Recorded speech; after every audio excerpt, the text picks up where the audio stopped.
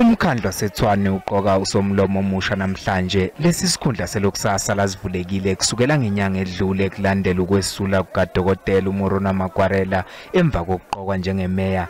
uMakwarela uphinde wesula esikhundleni sakhe esobuMeya ngesonto edlule emva kokwehluleka kwakhe ukuhlinzeka uMkhandlu ngesitifiketi esishoyo ukuthi akanayo inkinga yezikweletu. Usihlalo we-ANC eTshwane uModise uphawulile. We are still confident like we did when we elected the mayor. I would just give you a brief of the background about the rupture on the other side. They subjected people to compulsory lie detection tests, and the majority of the people they have targeted passed, and then those they love failed.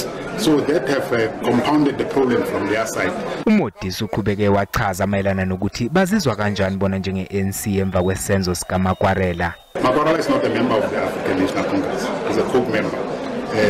The responsibility of vetting him comes from that side. And in terms of the coalition, multi-party, the one that we are talking about, they are actually frustrated more than us. Usihlalo we-Action SA uvezile ukuthi ubani oqoqelele esikhundla kuleli qembu. All parties have agreed to support Action SA's councillor Morodi.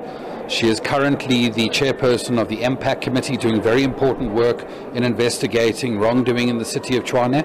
And ultimately, we believe she is the right blend of skills and youth that will bring stability to this council and oversight to the services in this municipality. I-EFF nayo iphawulile mayelana nezinhlelo zokuqokwa kukaSomlomo kuLomkhandlu. We are not happy as the EFF. You know, the constitution is supposed to protect all the councillors. You've got Schedule 3 that also speaks to the veil of secrecy. So a councillor that votes on the booth alone should not be subjected to lie detector tests, which, by the way, she has already passed. But for some reason, she's still being patched now beyond the lie detector issue. Now she's patched because she's in a relationship, or is alleged to have been in a relationship with an ex-member of the Action SA and DA. Ukushenxa kuka-Makwarela kushiye Lomkhandlu nezikhala ezimbili esigungwini esiphezulu.